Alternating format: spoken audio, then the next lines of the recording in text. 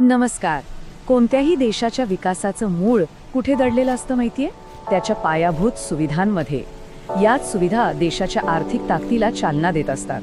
आज आपण अशाच एका मोठ्या योजनेचं विश्लेषण करणार आहोत, जी भारताच्या भविष्याला एक नवा आकार देऊ शकते.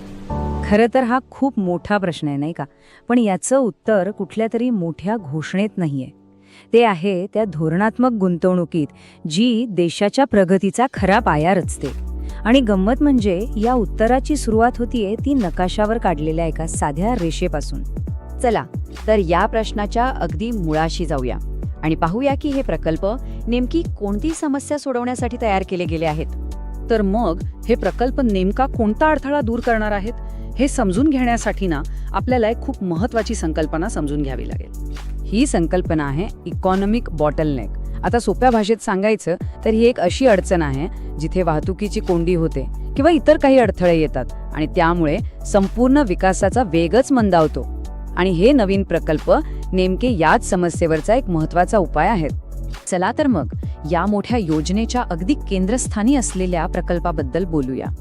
हा प्रकल्प आहे कसारा मनमाड रेल्वे लाईन, जो एका मोठ्या धोरणात्मक आराखड्याचा जणू कणाच आहे. ह्या प्रकल्पाचा आवाका किती मोठा आहे हे फक्त त्याच्या खर्चाच्या आकड्यावरूनच आपल्या लक्षात येईल. आकडा आहे तब्बल 10,154 कोटी रुपये. हो, एवढी प्रचंड गुंतवणूकच या प्रकल्पाचं महत्त्व दाखवून देते. आणि हा सगळा खर्च कशासाठी आहे? तर 131 किलोमीटर लांबीच्या नवीन 3ऱ्या आणि 4थ्या रेल्वे लाईनसाठी. विचार करा, या मार्गावरची वाहतूक कोंडी यामुळे कायमची संपणार आहे. आता हा काही साधासुधा रेल्वे मार्ग नाहीये. याच्या इंजिनिअरिंगची कमाल पाहिली तर आपण थक्क होऊ. एकूण 28 किलोमीटर लांबीचे 5 मोठे बोगदे आणि तब्बल 237 लहान मोठे पूल, यावरूनच या प्रकल्पाची भव्यता आपल्या लक्षात येते. या प्रकल्पाचं नियोजनही अगदी पक्क आहे. मंजुरी तर मिळालेलीच आहेच आणि आता पुढच्या फक्त 5 वर्षांमध्ये हा प्रकल्प पूर्ण करण्याचं लक्ष ठेवण्यात आलं आहे. ही टाइमलाईन या कामाची गती दाखवते. पण थांबा, गोष्ट इथेच संपत नाही. हा कसारा मनमाड प्रकल्प तर एका मोठ्या चित्राचा फक्त एक भाग आहे. सरकारने यासोबतच अजून अनेक मोठ्या प्रकल्पांना मंजुरी दिली आहे. आणि या सगळ्या प्रकल्पांची एकूण किंमत किती आहे माहिती? आकडा ऐकून थक्क व्हाल. तब्बल 1,07,504 कोटी रुपये. हा प्रचंड आकडाच सरकारच्या पायाभूत सुविधांबद्दलचा व्यापक दृष्टिकोन दाखवतो. आणि ही गुंतवणूक फक्त रेल्वेपुरती मर्यादित नाहीये. जसं की आपण पाहू शकतो, यात रेल्वे आहेत, मोठे महामार्ग आहेत, शहरांसाठी मेट्रो आहे आणि स्टार्टअप्सना चालना देण्यासाठी आर्थिक फंड सुद्धा आहेत. म्हणजे महाराष्ट्रापासून तेथे दिल्ली, कर्नाटक, गुजरातपर्यंत संपूर्ण देशाचा विचार यात केलेला दिसतोय. ठीक आहे, पण मग या सगळ्या गुंतवणुकीचा, या सगळ्या प्रकल्पांचा भारताच्या भविष्यावर नक्की काय परिणाम होणार आहे? चला आता आपण त्याचं विश्लेषण करूया. सगळ्यात आधी तर रेल्वे नेटवर्क बघा. या नवीन प्रकल्पांमुळे देशाचं रेल्वे जाळं तब्बल 389 किलोमीटरने वाढणार आहे. आणि यात एकट्या कसारा मनमाड प्रकल्पाचा वाटा किती आहे? तर तो आहे 131 किलोमीटरचा, म्हणजे जवळपास 1/3.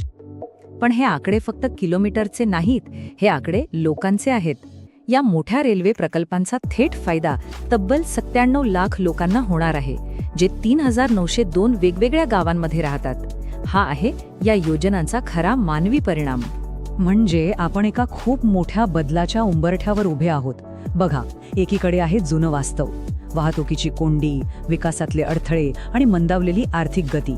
आणि दुसरीकडे आहे एक नवीन दृष्टी, जिथे लॉजिस्टिकचा खर्च कमी होईल, वाहतूक सुरळीत होईल आणि विकासाला प्रचंड वेग मिळेल.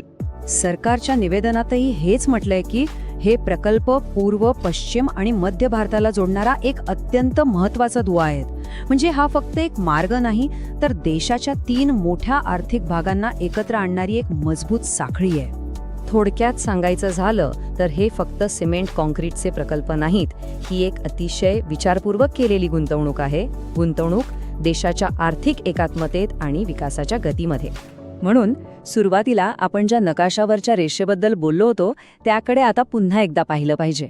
कारण ह्या आता फक्त रेषा उरलेल्या नाहीत, त्या भारताच्या अर्थव्यवस्थेच्या भविष्यातील रक्तवाहिन्या आहेत, ज्या देशाच्या प्रगतीला एक नवी ऊर्जा देणार आहेत.